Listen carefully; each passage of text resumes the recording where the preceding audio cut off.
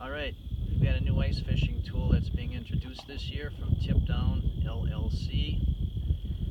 New design on the market, patent pending. The design is set for its sensitivity, ultimate sensitivity. You see you've got hoops and movement and so forth. It's a standalone, doesn't have to be hooked up to anything.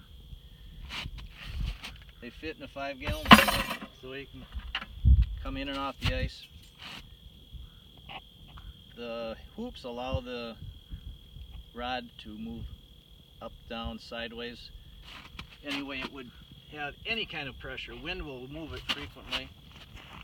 The idea is to hang the rod in the holder so that it's level, and then you get the ultimate sensitivity.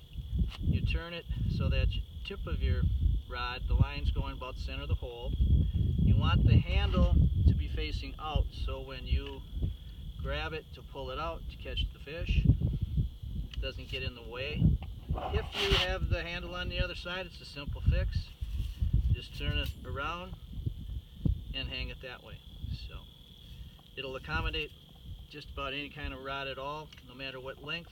The key is just to keep moving it so it balances and lays level. Now when you're sitting in a fish house, frequently we're jigging with both hands, and if you get a bite on one pole, you may set it down on this one down and pull in the fish. Sometimes that can get pulled down the hole. I know it's happened to me. This allows you to set it, oops, got a fish here. Allows you to set it in the rod holder. It's still fishing if the school's moving through, and you're not going to get your pole pulled down the hole. So it's also handy, like setting it in the holder to pull the fish off, unhook it like that. So that's one way I use them very, very frequently. The other is using them on the dead stick, and you can use it with or without a bobber. Now out here I've got it set up with a bobber because it's a little bit of a walk away. I'm just fishing with a crappie minnow and a cork. So caught 2 northerns on this pole already today. Both times the northerns tipped it over, and then I got over here and pulled it in. This is not a foolproof way to save a pole from going down the hole, but I've been using them a long time. It hasn't happened yet. So it saves on gear, there's no question. So like set up like this, what I would do is put a dead stick in and drill all my holes, and then I would have my jigging spoon or whatever I'm using, and then I just jump holes, and then I can look back anytime I want, and the tip is going to be moving. Now you can see that tip is moving. That's just from me setting it in there. There's no wind at the moment.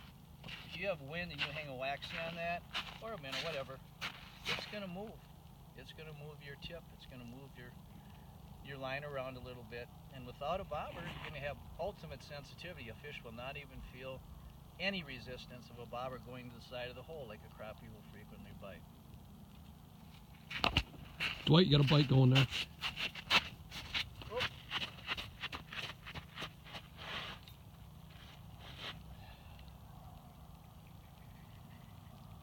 So, they work on little fish, they work on big fish.